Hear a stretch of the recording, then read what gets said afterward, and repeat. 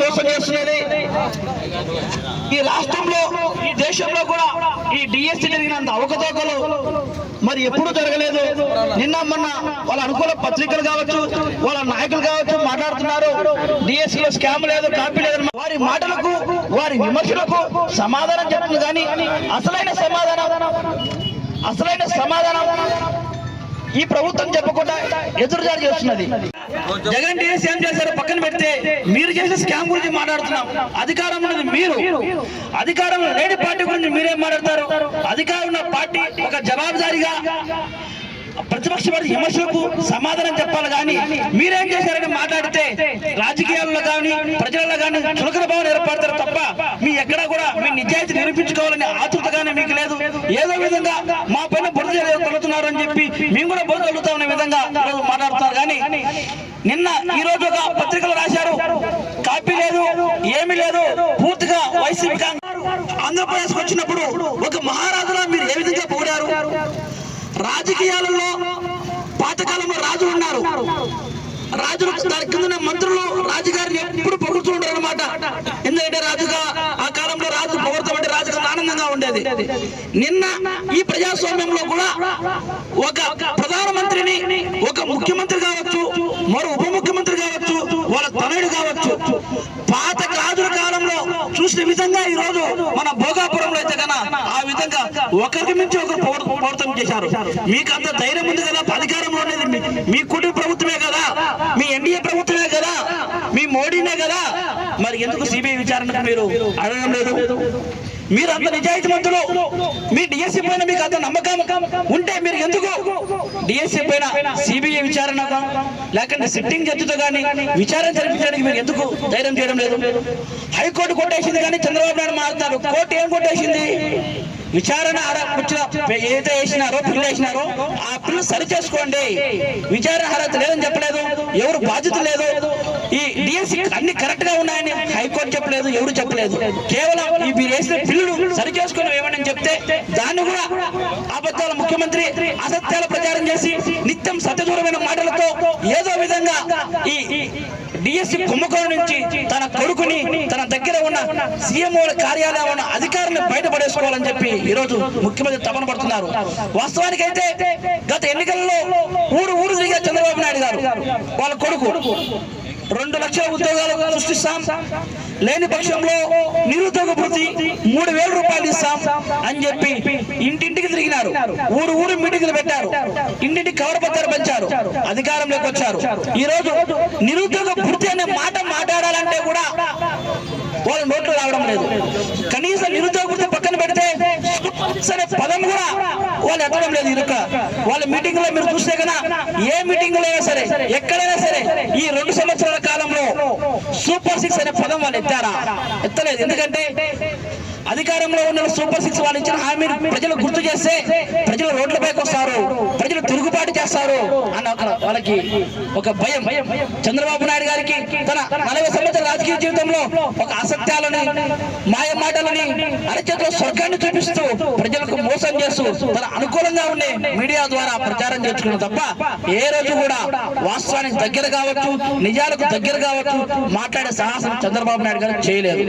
మరి అదే విధంగా మంత్రి నారా లోకేష్ వెంటనే, అవినీతి మంత్రి నారా లోకేష్ వెంటనే, అవినీతి మంత్రి నారా లోకేష్ వెంటనే, అవినీతి మంత్రి నారా లోకేష్ వెంటనే, ఫీజు లిమిట్స్ బకాయిలు వెంటనే, ఫీజు లిమిట్స్ బకాయిలు వెంటనే, ఫీజు లిమిట్స్ బకాయిలు వెంటనే, ఫీజు లిమిట్స్ బకాయిలు వెంటనే, నిరుద్యోగ భృతి 3,000 రూపాయలు వెంటనే, నిరుద్యోగ భృతి 3,000 రూపాయలు వెంటనే, నిరుద్యోగ భృతి 3,000 రూపాయలు వెంటనే.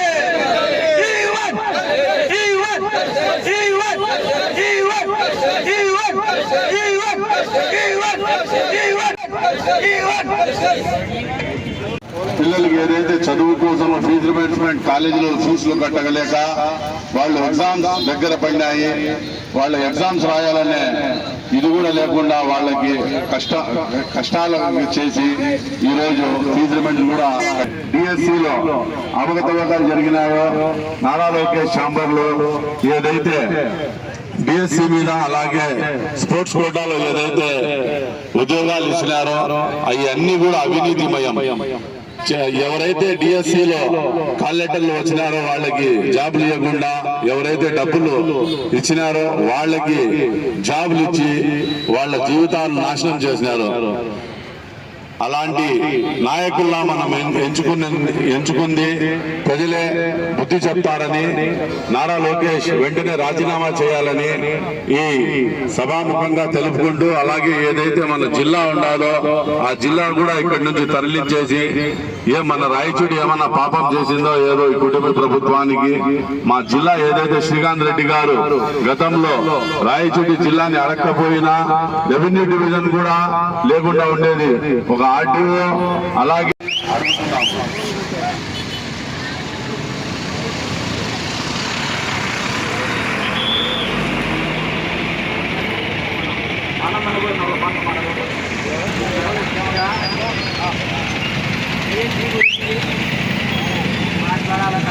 చెవులో సీసం పోసినట్టే అప్పుడు మోసం చేస్తాడు కాబట్టి కొడుకు అటువంటి వాడే పుట్టాడు. దాన్ని మనం మాట్లాడాల్సిన పనిలే.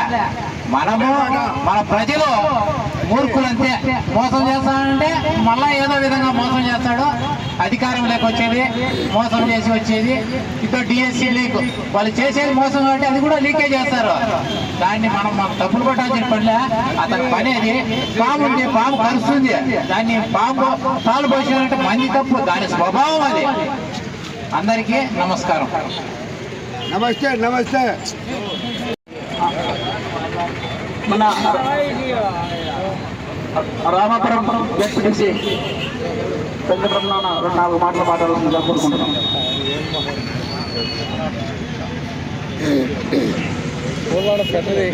యువజన సంఘ నాయకులకు మరియు ప్రజాప్రతినిధులకు పెద్దలు చెప్పినట్టు చంద్రబాబు అంటే అబద్ధాలు, అబద్ధాలు అంటే చంద్రబాబు అనేది అందరికీ తెలిసిందే. వాళ్ళని గురించి మనం మాట్లాడడం, ఈ లోకేష్ ఈ చంద్రబాబు నాయుడుకు మంచి బుద్ధి చెప్పాలని కోరుకుంటున్నాను. అదేవిధంగా ముఖ్యంగా మన జిల్లా కేంద్రాన్ని తరలించడంలో మనకు చేసిన అన్యాయం కోసం మరొక్కసారి మనందరము గట్టిగా నినదించుకొని మన జిల్లా మనం సాధించుకోవాల్సిన బాధ్యత మనందరిపై ఉందని తెలుపుకుంటున్నాం. పాడన మాడతాడు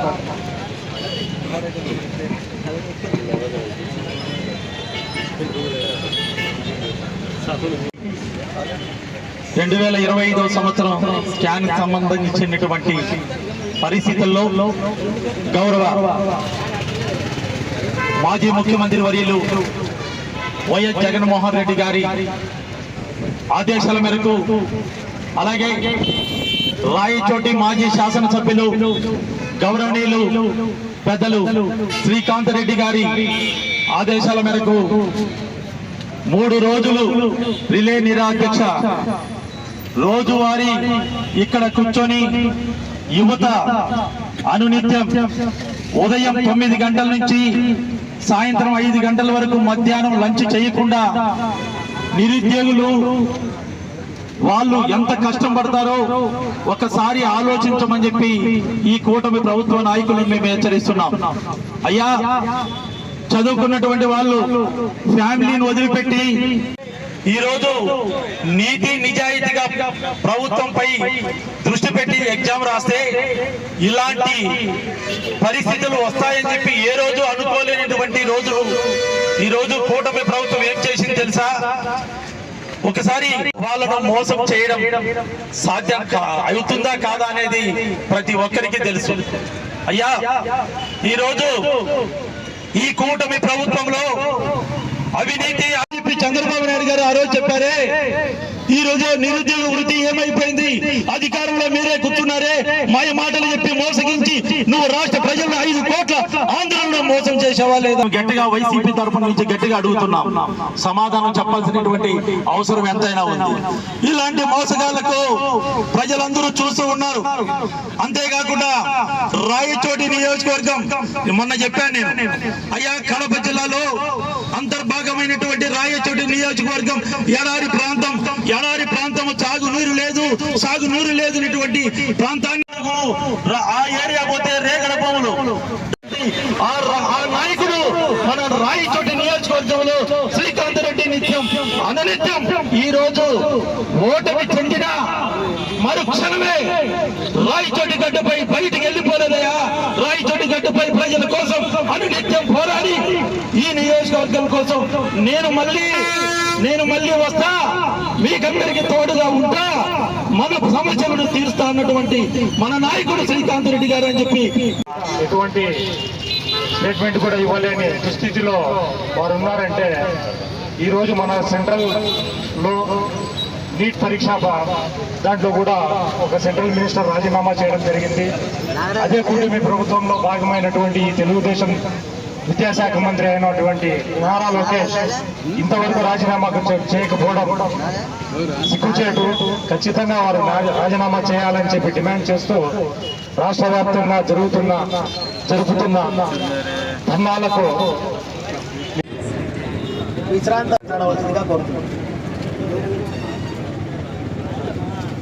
ఈ కార్యక్రమానికి ఇచ్చేసినటువంటి అందరికీ వైఎస్ఆర్సీపీ క్యాడర్కి, విద్యార్థులకు, నిరుద్యోగులకు అందరికీ మనస్ఫూర్తిగా బుద్ధి చెప్పాలని గవర్నమెంట్ కు నేను కోరుతున్నాను. అదేవిధంగా మనకే కాదు, ప్రజలకే కాదు, ఉద్యోగస్తులకు అందరికీ అమరావతి పేరుతో తెచ్చిన అప్పులన్నీ వాళ్ళ జోబుల్లోకి తీసుకోవడము, ప్రజలకు ఒట్టి జోబులు చూపించడము, వాళ్ళు ఇచ్చిన హామీల్ని తుంగలో తొక్కడము, ఇది ప్రభుత్వం యొక్క. స్టూడెంట్ వింగ్కి అందరికీ నా హృదయపూర్వకంగా నమస్కారాలు తెలియజేసుకుంటూ, డిఎస్సి అక్రమాల పైన, ఫీజు రియంబర్స్మెంట్ పైన, దాని తర్వాత ఇప్పుడు జరుగుతున్న మన ప్రాంతానికి అన్యాయం జరుగుతున్న రాయచోటి గడ్డ పైన మనం మాట్లాడుకుంటూ వస్తున్నాం. మనం ఒక్క నిమిషం 2019 నుంచి 24 మధ్యలో రాయచోటి ప్రాంతం ఏమేమి అభివృద్ధి జరిగిందని ఒక్క నిమిషం మాట్లాడుతున్నాం. రాయచోటి అనేది అత్యంత వెనుకబడిన ప్రాంతం. మా చిన్నప్పుడు ఎడ్ల బండ్ల పైన నీళ్లు తీసుకొచ్చి ఒక పంపులు కొట్టుకొని నీళ్లు తెచ్చుకునే పరిస్థితి ఉన్నది. అలాంటిది వైఎస్ రాజశేఖర రెడ్డి గారు పెద్ద ఆయన మన శ్రీకాంత్ అన్నని రాయచోటి నియోజకవర్గంలో మొట్టమొదటిసారి 2009లో ఆయనకు అభ్యర్థిగా నిలబెట్టినప్పటి నుంచి ఒక సంవత్సరంలోనే మన వైఎస్ రాజశేఖర రెడ్డి గారు, మాజీ ముఖ్యమంత్రి, మహానేత, అకాల మరణంతో అక్కడి నుంచి వెనుకబడిపోయి ఆలోగానే రింగ్ రోడ్డు, వెలిగల్లు ప్రాజెక్టు, ఇట్లాంటి రాజీవ్ స్వగృహ, ఇందిరమ్మ కాలనీలు ఆ ఒక సంవత్సర ప్రాంతంలోనే మన నాయకుడు శ్రీకాంత్ రెడ్డి గారు సాధించారు. ఆ తర్వాత కాలంలో మనకు ఎప్పుడు ప్రతిపక్షమే అదేవిధంగా కొనసాగుతూ రాయచోటికి ఒక పక్క పైన సీఎం ఒకరు ఉంటే, ప్రభుత్వం ఒకరు ఉంటే, ఇక్కడ శాసనసభలో మా నాయకుడు ఉండడంతో కొద్దిగా వెనకబడ్డాం. ఆ తర్వాత 2019 నుంచి 24 మధ్యలో జరిగిన అభివృద్ధి గురించి చెప్పుకుంటే, జిల్లా కేంద్రం సాధించుకోవడంతో పాటు ఇప్పుడు బస్ స్టాండ్ని పునర్నిర్మించుకోవడం, పెద్దదిగా చేసుకోవడం, 100 పడకల ఆసుపత్రి, దాదాపు 28 కోట్ల చిల్లరకు, అదేవిధంగా 4 అర్బన్ హెల్త్ సెంటర్లు, ఎస్పీ ఆఫీసు, కలెక్టరేట్ ఆఫీసు, అదేవిధంగా 4 అర్బన్ హెల్త్ సెంటర్లతో పాటు DSP office, state guest house, Madanapalle road సుందరీకరణ, సుండుపల్లి రోడ్ సుందరీకరణ, అన్ని ప్రతి ఇంటికి కుళాయి, దాంతోపాటు ట్రాఫిక్ పోలీస్ స్టేషను, ఇట్లా అన్ని ఊర్లో అభివృద్ధి చేసుకుంటూ, దాంతోపాటు ఒక జిల్లా కేంద్రం ఏర్పడితే జిల్లా నలుమూలల నుంచి ఇక్కడికి వచ్చి వెళ్ళే వాళ్ళ వలన మనకి ఈజ్ ఆఫ్ బిజినెస్ కూడా జరుగుతుంది. అన్ని అధికారులు ఇక్కడే కూర్చొని ఉన్నారు. ఎవరికి ఏ సమస్య వచ్చినా కూతవేట దూరంలో అన్ని ఆఫీసర్స్ ఉన్నాయి. అందరూ ఆఫీసర్లు ఇక్కడే ఉన్నారు. వాళ్లకు దాదాపు అన్ని భవనాలు సంసిద్ధం చేసుకున్నాము. అంతా ఇక్కడ జిల్లా పరిపాలన అంతా ఇక్కడ 4 సంవత్సరాలు చేసి ఆ తర్వాత తరలించుకొని వెళ్ళిపోయి మా రాయచోటి ప్రాంతానికి ఎందుకు ఇంత అన్యాయం చేసినారు? మేము అడుగుతూ ఉండేది ఒకటే, మా జిల్లా కేంద్రాన్ని ఇంతవరకు భారతదేశ చరిత్రలో 75 సంవత్సరాల స్వతంత్ర భారతంలో ఒక జిల్లా ఏర్పడి జిల్లా మళ్ళా తీసేసింది మన రాయచోటి ప్రాంతం. ఏం అన్యాయం చేసినారు? ఈసారి ప్రజలు కూడా ఓట్లేసి గెలిపించిన దానిక ఇక్కడ రాయచోటి ప్రజలు ఓటు వేసి టీడీపీ అభ్యర్థిని గెలిపించడం వలన ఇక్కడ మా జిల్లా కేంద్రం తీసేశారు. ఇదే నేతాజీ సర్కిల్లో చంద్రబాబు నాయుడు గారు హామీ ఇచ్చారు, రాయచోటి జిల్లా కేంద్రం పోతుంది అనే వాదనలు వినిపిస్తున్నాయి. అది ఎక్కడికి వెళ్ళదు, రాయచోటిలోనే జిల్లా కేంద్రం ఉంటుందని చెప్పి మళ్ళీ మదనపల్లిని తరలించుకొని పోవడం ఎంతవరకు సమంజసం? ఇక్కడ శాంతి భద్రతలు అందరూ సమన్వయంతో అందరి కులాలు మతాలు కలుసుకొని చాలా అభ్యున్నతిగా అందరూ సోదర భావంతో ముందుకెళ్తున్న సమయంలో మళ్ళా ఇక్కడ లేనిపోని ఇష్యూస్ వల్ల జిల్లా కేంద్రం వెళ్ళిపోవడం, మన అభివృద్ధి ఆగిపోవడం, ఇది మాకు చాలా అన్యాయం జరుగుతుంది. దీనిపైన పార్టీ నాయకులు కాకుండా ప్రజలు కూడా రాయచోటి జిల్లా కేంద్రం కావాలని కోరుకుంటున్నారు. ఈ విషయాన్ని ప్రభుత్వ పార్టీలు గుర్తించి వెంటనే జిల్లా కేంద్రాన్ని ప్రకటించాల్సిందిగా కోరుతున్నాం. అంటే ప్రతి విద్యార్థి డిగ్రీ కంప్లీట్ చేసిన వాళ్ళకి 3000 ఇస్తామని కూటమి ప్రభుత్వం చెప్పింది. ఆ మాట కూడా నిలబడడం లేదు. దాంతోపాటు మన శ్రీకాంత్ రెడ్డి అన్న యునాని కాలేజ్ మొత్తం శాంక్షన్ అయింది. ఈ కూటమి ప్రభుత్వం మన జిల్లాతో పాటు యునాని కాలేజ్ కూడా ఈ నుంచి బెదుడికి తరలించింది. ఈ అవకాశం అందరికీ ధన్యవాదాలు. లేని వాళ్ళకి అందరికీ తెచ్చిచ్చే డిఎస్సిలో అసలు డిఎస్సీలో డిగ్రీలు కూడా లేని వాళ్ళకు కూడా కొందరికి క్వాలిఫికేషన్ లేని వాళ్ళకి కూడా ఇవ్వడం జరిగింది. ఇప్పుడు ఉన్నటువంటి విద్యాశాఖ మంత్రి గారు మేము నిజాయితీగా ఇస్తున్నాము. ఆ సముద్రం వస్తా పోతా అక్కడ ఉంటే సేఫ్గా ఉంటుందని అక్కడ గూడు పెట్టుకోవడం జరిగింది. అక్కడ రోజు ఉంటా కాపురం ఉంటా కొన్ని రోజుల తర్వాత గుడ్లు పెట్టింది. ఒకసారి అలా స్పీడ్గా వచ్చి ఆ చెట్టులోని గుడ్లన్నీ కొట్టుకొని వెళ్ళిపోయినాయి. అలా సముద్రంలో అంతా జరుగుతూ ఉంటే అడవిలోని జంతువులు అన్ని కలిసి ఏం జరిగింది ఇది అని అన్నీ వచ్చి సహకరించడం మొదలెట్టాయి. అలా వేస్తా ఉంటే గరుడ పక్షులు కూడా వచ్చేయడం జరిగింది. గరుడ పక్షి ఎప్పుడు వచ్చిందో సూర్యునికి గరుడ పక్షి పొద్దున్నే ఉదయం లేపాల్సి ఉండింది. అది గరుడ పక్షి రాకపోయేసరికి సూర్యుడి వాహనం కదలలేదు. అప్పుడు సూర్యుడు బ్రహ్మకు కోరుకున్నాడు, ఎందుకో మా గరుడ వాహనం రాలేదు అని. అప్పుడు బ్రహ్మ సముద్రగుప్తుడికి చెప్పి, నువ్వు ఇదే తప్పు చేసినావు, ఎందుకు ఈ పక్షులన్నీ నీ మీద రాళ్ళేస్తున్నాయని చెప్తే అప్పుడు బ్రహ్మ ఆదేశం మేరకు సముద్రుడు పైకి వచ్చి ఆ పక్షి గుడ్లన్నీ వాపస్ ఇచ్చేసి నన్ను క్షమించు అని చెప్పి వెళ్ళిపోయింది. అటువంటి సముద్రుడే తూతుపిట్ట పంతానికి బలి కాక తప్పలేదు. అలాంటి తూతుపిట్ట లాంటి విద్యార్థులను ప్రభుత్వాలు తక్కువ అంచనా వేస్తున్నాయి. మీకు త్వరలో మూడింది, విద్యార్థులు పెట్టుకోవద్దు. సిబిఐ విచారణ జరిపి విద్యాశాఖ మంత్రి వెంటనే రాజీనామా చేయాలి. అలాగే ఫీజు రియంబర్స్మెంట్ ఎందుకు బకాయిలు పెట్టినారు? బాకీలు తెచ్చినారు కదా. ఎక్కడ ఏ స్టేట్లో అయినా ఏ ఊర్లో అయినా వ్యాపారం చేసుకోవాలంటే చాలా ఇబ్బంది అయింది. దీనికి అంతా కారణం ఎవరు? ఇప్పుడు మనం ఎంచుకున్న ఈ ప్రభుత్వమే. అలాగే ఇప్పుడున్న ఈ విద్యా వ్యవస్థలు అయితే అసలు చదువుకున్న వాళ్ళకి ఉద్యోగాలు సరిగ్గా రానటువంటి పరిస్థితి. ఇలాగే మనం సెంటర్లో చూసినాము. జెన్జీ ఎంత పెద్ద ఎత్తున పోరాటం చేస్తుందంటే ధర్మేంద్ర ప్రధాన్ అంతటి పెద్ద మినిస్టరే చేసే పరిస్థితి వచ్చింది.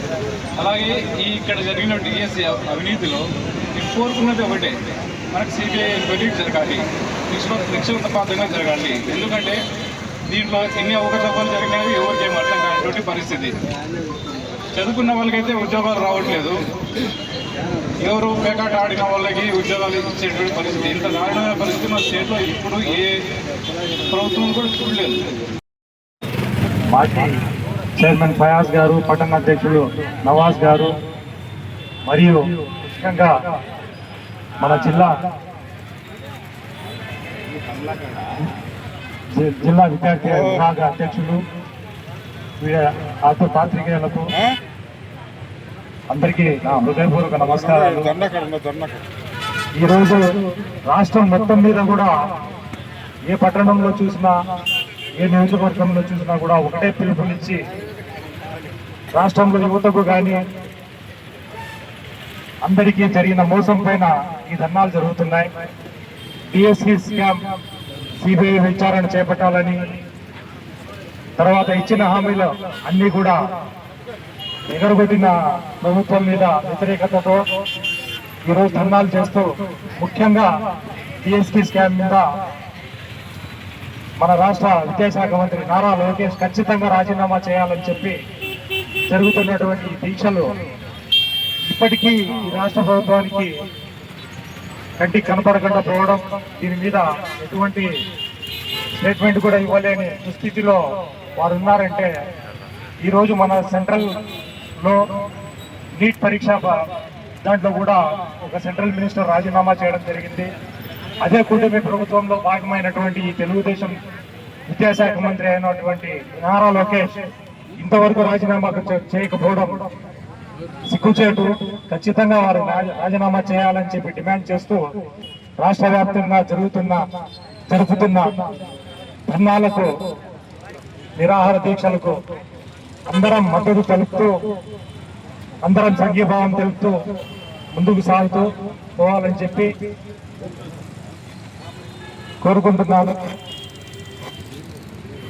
జై జై జై జగన్, జై జగన్. శ్రీకాంత్ రెడ్డి అన్న గారి నాయకత్వం, శ్రీకాంత్ రెడ్డి అన్న నాయకత్వం, శ్రీకాంత్ రెడ్డి అన్న నాయకత్వం. జై హింద్. వైఎస్ఆర్సీపీ పార్టీ నాయకులకు, కార్యకర్తలకు, అనుబంధ విభాగాల అధ్యక్షులకు, స్టూడెంట్ వింగ్కి అందరికీ నా హృదయపూర్వకంగా నమస్కారాలు తెలియజేసుకుంటూ, డిఎస్సి అక్రమాల పైన, ఫీజ్ రియంబర్స్మెంట్ పైన, దాని తర్వాత ఇప్పుడు జరుగుతున్న మన ప్రాంతానికి అన్యాయం జరుగుతున్న రాయచూటి గడ్డ పైన మనం మాట్లాడుకుంటూ వస్తున్నాం. మనం ఒక్క నిమిషం 2019 నుంచి 24 మధ్యలో రాయచూటి ప్రాంతం ఏమేమి అభివృద్ధి జరిగిందని ఒక్క నిమిషం మాట్లాడుతున్నాం. రాయచూటి అనేది అత్యంత వెనుకబడిన ప్రాంతం. మా చిన్నప్పుడు ఎడ్ల బండ్ల పైన నీళ్లు తీసుకొచ్చి ఒక బిందె 2 రూపాయలు, 3 రూపాయలు, 4 రూపాయలు అమ్ముకునే పరిస్థితి, నీళ్లు కొనుక్కొని దాహర్తి తీర్చుకునే పరిస్థితిని మేమే చూసాం. బోర్వెల్ దగ్గర పోయి పంపులు కొట్టుకొని నీళ్లు తెచ్చుకునే పరిస్థితి ఉన్నది. అలాంటిది వైఎస్ రాజశేఖర రెడ్డి గారు పెద్ద ఆయన మన శ్రీకాంత్ అన్నని రాయచూటి నియోజకవర్గంలో మొట్టమొదటిసారి 2009లో ఆయనకు అభ్యర్థిగా నిలబెట్టినప్పటి నుంచి 1 సంవత్సరంలోనే మన వైఎస్ రాజశేఖర రెడ్డి గారు మాజీ ముఖ్యమంత్రి, మహానేత అకాల మరణంతో అక్కడి నుంచి వెనుకబడిపోయింది. ఆలోగానే రింగ్ రోడ్డు, వెలిగల్లు ప్రాజెక్టు, ఇట్లాంటి రాజీవ్ స్వగృహ, ఇందిరమ్మ కాలనీలు ఆ 1 సంవత్సర ప్రాంతంలోనే మన నాయకుడు శ్రీకాంత్ రెడ్డి గారు సాధించారు. ఆ తర్వాత కాలంలో మనకు ఎప్పుడు ప్రతిపక్షమే, అదేవిధంగా కొనసాగుతూ రాయచూటికి ఒక పక్క పైన సీఎం ఒకరు ఉంటే, ప్రభుత్వం ఒకరు ఉంటే, ఇక్కడ శాసనసభలో మా నాయకుడు ఉండడంతో కొద్దిగా వెనకబడ్డాం.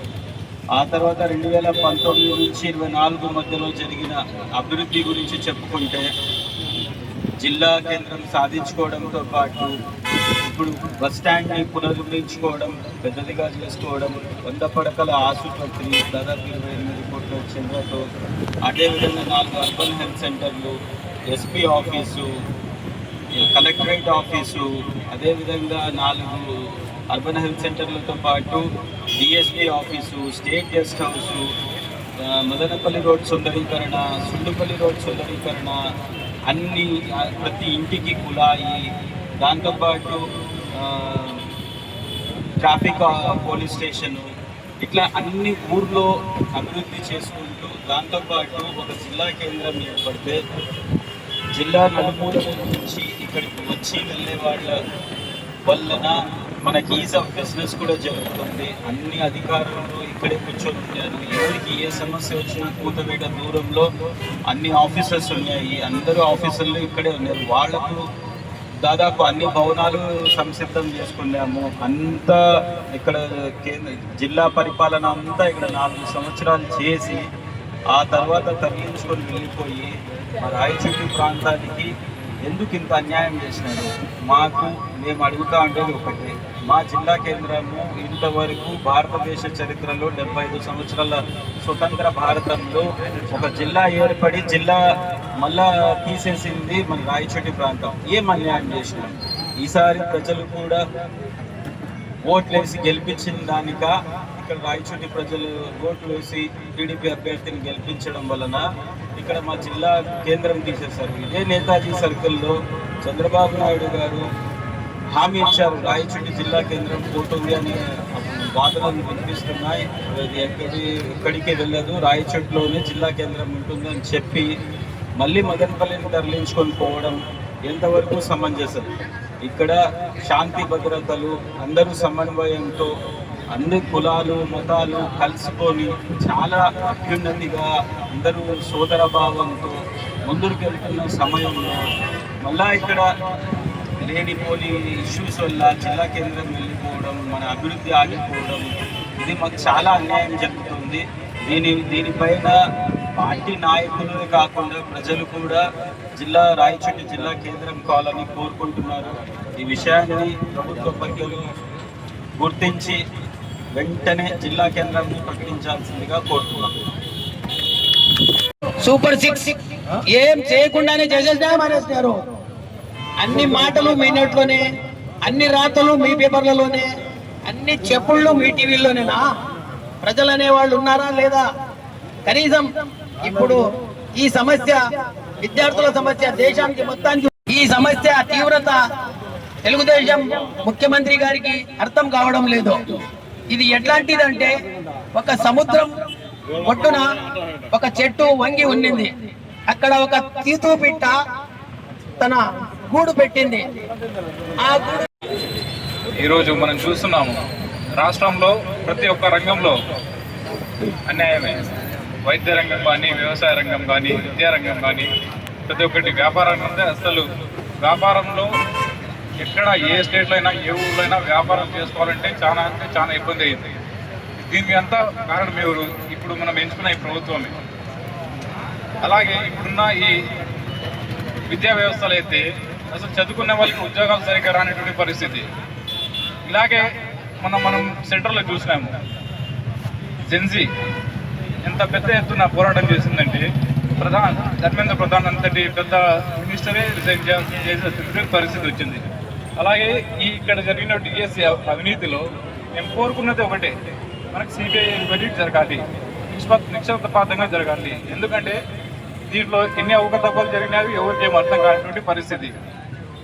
చదువుకున్న వాళ్ళకైతే ఉద్యోగాలు రావట్లేదు, ఎవరో పేకాట ఆడిన వాళ్ళకి ఉద్యోగాలు ఇచ్చేటువంటి పరిస్థితి. ఇంత దారుణమైన పరిస్థితి మన స్టేట్లో ఇప్పుడు ఏ ప్రభుత్వాలు కూడా చూడలేదు.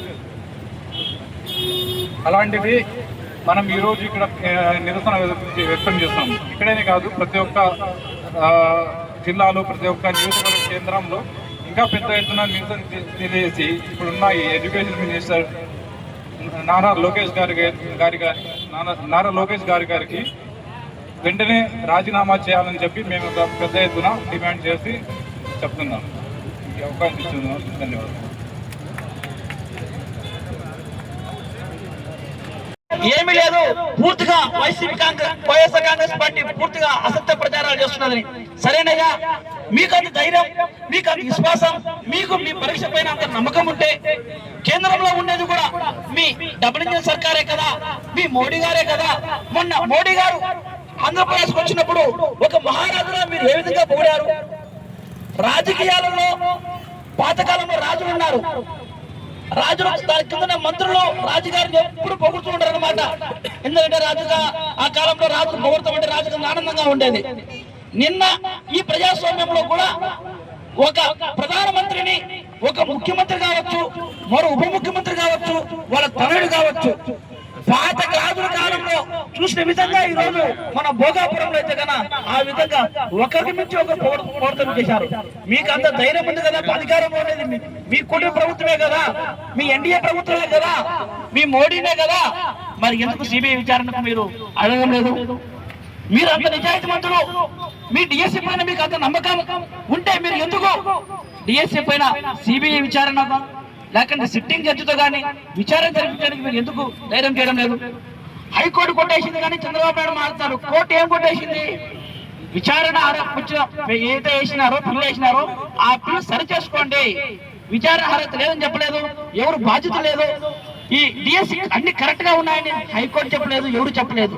కేవలం ఈ మీరు వేసిన పిల్లలు సరి చేసుకోవడం ఏమని చెప్తే దాన్ని కూడా అబద్ధాల ముఖ్యమంత్రి అసత్యాల ప్రచారం చేసి నిత్యం సత్యదూరమైన మాటలతో ఏదో విధంగా ఈ డిఎస్సీ కుంభకోణం నుంచి తన కొడుకుని తన దగ్గర ఉన్న సీఎంఓ కార్యాలయం ఉన్న అధికారులను బయటపడేసుకోవాలని చెప్పి ఈరోజు ముఖ్యమంత్రి తపన పడుతున్నారు. వాస్తవానికి అయితే గత ఎన్నికల్లో ఊరు తిరిగా చంద్రబాబు నాయుడు గారు వాళ్ళ కొడుకు 2 లక్షల ఉద్యోగాలు సృష్టిస్తాం, లేని పక్షంలో నిరుద్యోగ భృతి 3,000 రూపాయలు ఇస్తాం అని చెప్పి ఇంటింటికి తిరిగినారు. ఊరు మీటింగ్లు పెట్టారు, ఇంటింటికి కవర్ పత్రాలు పెంచారు, అధికారంలోకి వచ్చారు. ఈ రోజు నిరుద్యోగ భృతి అనే మాట మాట్లాడాలంటే కూడా వాళ్ళ నోట్లు రావడం లేదు. కనీసం నిరుద్యోగ భృతి పక్కన పెడితే సరే పదం కూడా వాళ్ళు ఎత్తడం లేదు. ఇరుక వాళ్ళ మీటింగ్ లో మీరు చూస్తే కదా, ఏ మీటింగ్ అయినా సరే ఎక్కడైనా సరే ఈ 2 సంవత్సరాల కాలంలో సూపర్ 6 అనే పదం వాళ్ళు ఎత్తారా? ఎత్తలేదు. ఎందుకంటే అధికారంలో ఉన్న సూపర్ 6 వాళ్ళు ఇచ్చిన హామీని ప్రజలు గుర్తు చేస్తే ప్రజలు రోడ్లపైకి వస్తారు, ప్రజలు తిరుగుబాటు చేస్తారు అన్న వాళ్ళకి ఒక భయం.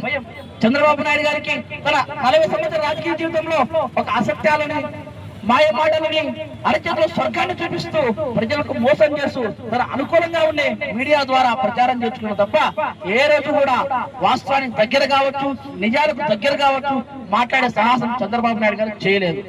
మరి అదే విధంగా అధికారంలోకి వచ్చారు. ఫీజు రీమెంట్స్ పథకం. ఈ ఫీజు రీమెంట్స్ దాదాపు 2 సంవత్సరాలు అయిపోయింది. దాదాపు 12,000 కోట్ల రూపాయలు బకాయిలు ఉన్నాయి.